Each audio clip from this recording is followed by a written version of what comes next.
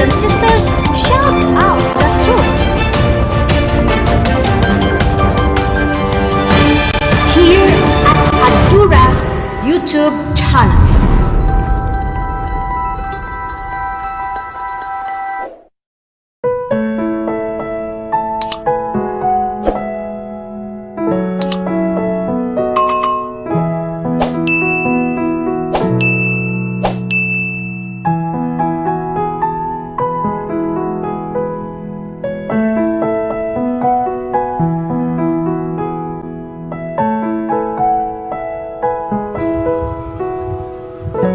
Ang pangungros nga ba o ang cross ay nakasulat sa Biblia.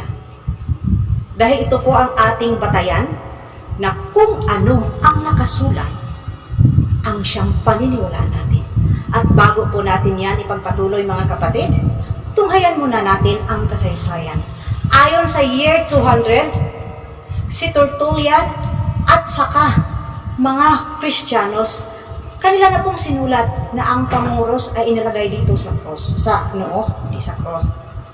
At noong 5th century, ang mga ibang Kristiyano naman, kanilang sinulat na ang panguros ay maliit lamang at ito'y inilagay sa lips at saka sa chest.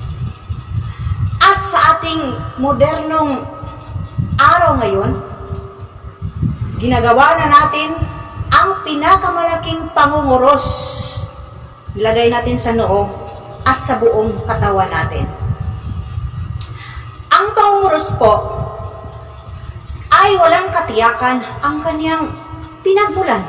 Ngunit ang tanging natitiyak ko, ito'y umabot na po sa mahigit kumulang 1,000 years ago.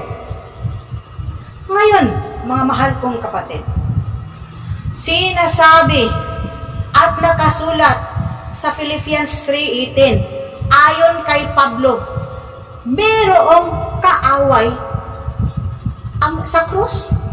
Sinasabi niya na may halong pag-iyak, na yung mga tao talagang kaaway ang krus. Sino nga ba sila? At paano natin makikilala ang mga kaaway sa krus? Dahil sa lumang tipan, ang ibig sabihin ng cross ay tanda ng punishment at kamatayan. Ngunit nung dumating si Kristo, ito na po ay tanda ng kaligtasan. Brothers and sisters, mga mahal kong kapatid, ayon sa mga theologians, mayroong kahulugan ang pangunguros. At ito po ay nakasentro sa dalawang katotohanan. Ito po ang pagbunyag ng Trinidad at ang nagawa ni Jesus doon sa krus. Ito po ang nagsilbing dumudugtong sa atin bilang isang Katoliko. At araw-araw natin itong ginawa. Kahit anong gawin natin, maligo man tayo, kumain man tayo, o lumabas man tayo, kahit sa pagdaan natin sa simbahan, nangunguros din tayo. Ang tanong, alam ba natin ang kahulugan ng krus? Ayon sa survey, majority, karamihan sa mga Katoliko, hindi alam ang kahulugan sa krus. So panahon na ngayon upang malaman natin ang kahulugan sa pangunguros at sa krus. Ang kahulugan ng pangunguros at sa krus, hindi man natin word for word na makikita sa Biblia ang pangunguros, ngunit nariyan ang kahulugan. Dahil ang kahulugan po nito, unang-una, ito po ang nagsilbing palatandaan na ating nilagay sa buong nating katawan, ang Trinidad, sa pangalan ang Ama, ng Anak at ng Espiritu Santo. Ayon po sa Mateo 28 verse 18 to 19, doon natin mabasa, sinabi ni Jesus sa kanyang mga alagad, humayo kayo at ibunyag ninyo ang banal na salita ng Diyos.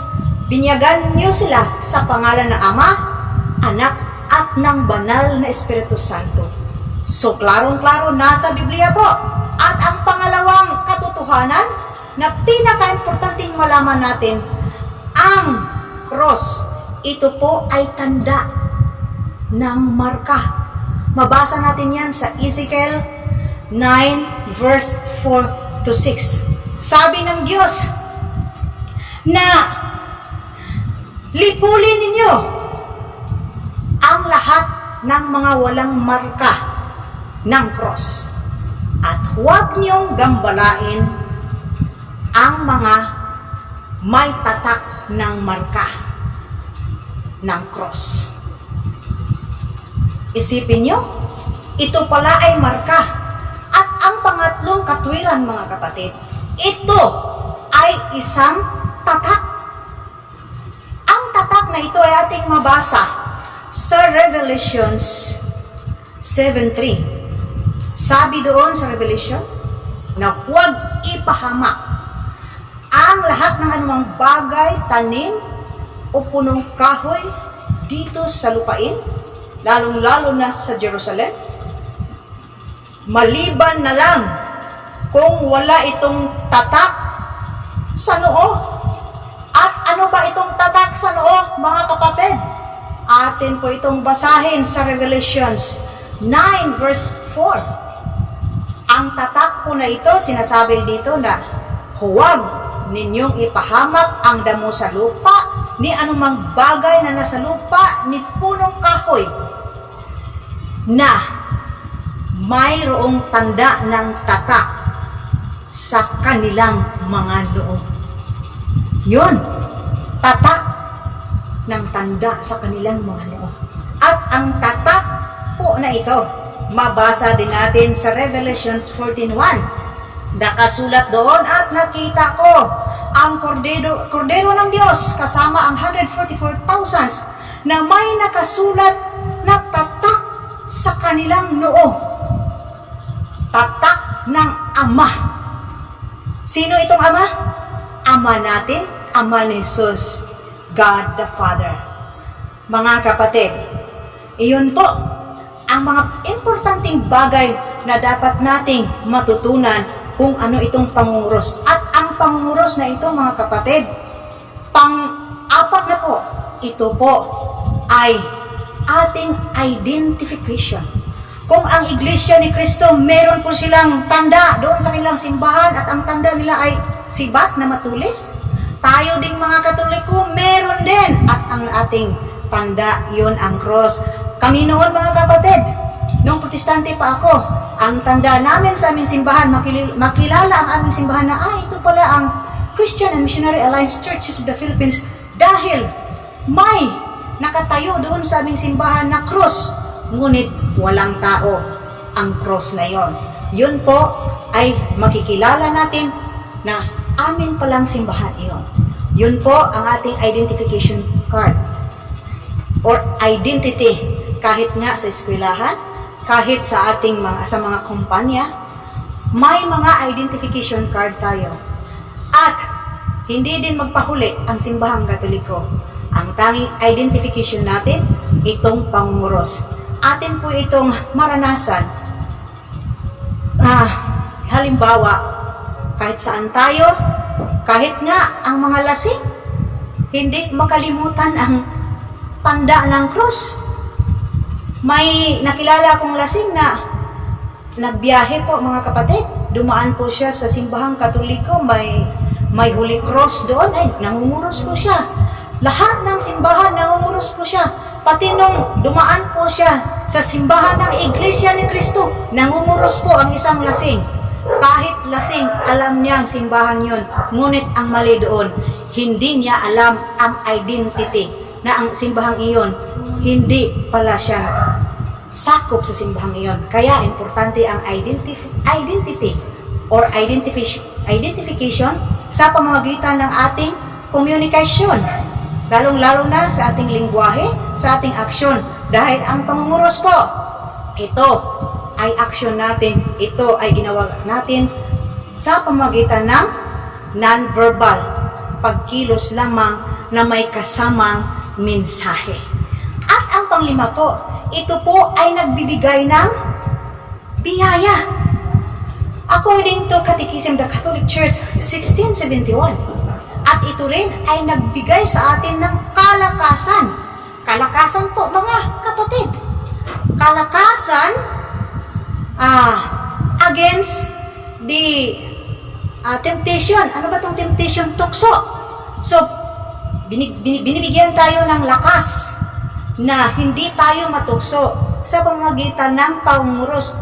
Dahil kapag tayo ay nangunguros, lalong-lalo na when we say the rosary, kahit saan-saan tayo pupunta, mahirap tayong matukso, mga kapatid. Dahil ang mga siksi na nakapaligid dyan, ano yan? Mahiyayang manukso dahil makita nila sa atin na tayo po ay isang Kristiyano na buhay sa atin si Jesus dahil atin pong itinatak sa buong katawan natin ang tanda ng cross. At ang pang-anim, mga kapatid, ito po ang pinakahuli sa lahat.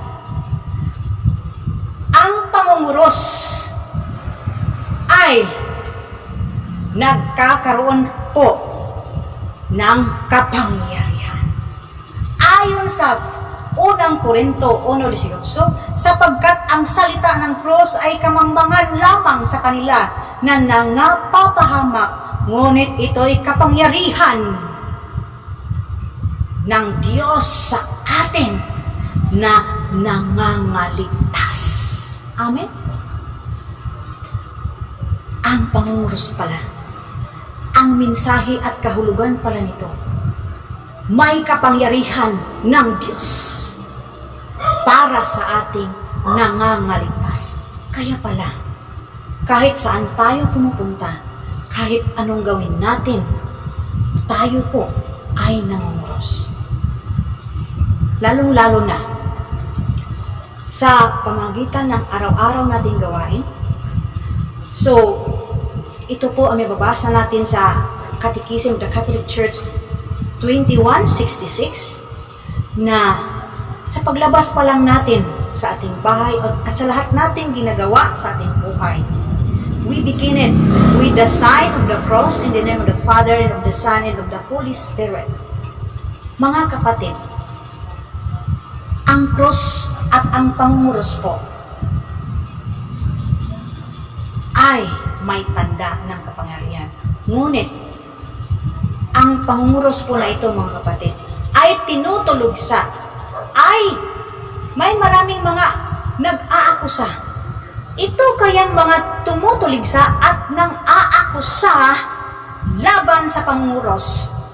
Ang siyang sinasabi ni Pablo doon sa Philippians 3:18, kayo na po ang maghusga, mga kapatid. Dahil marami ngayon ang nakapaligid na laging kumakalaban-laban sa krus at pangunguros. Dahil tayong mga Katoliko, ang krus natin ay kumpleto, mayroong imahe, kaya nga tinutuligsa nila. Sigurista kasi tayo sigurado tayo na ang ating krus ang may-ari si Jesus. Ang mga ibang sekta naman, mayroon din silang cross, pero ang cross nila, hindi natin malaman kung ang may-ari si Kristo ba, si Dimas o si Histas, dahil walang image. Ang image, ito po ang nagsisilbing identity upang malaman natin kung sino ang may-ari sa cross na ito. At ang cross ng mga Katoliko ay may image o larawan ni Jesus dahil ito po ang kumplitong kahulugan ng ating cross ay makapangyarihan. Ang ating cross, ito po ang simbolo ng kaligtasan mula sa ating mahal na Panginoon Jesucristo. Maraming salamat po sa ating lahat. God bless us all.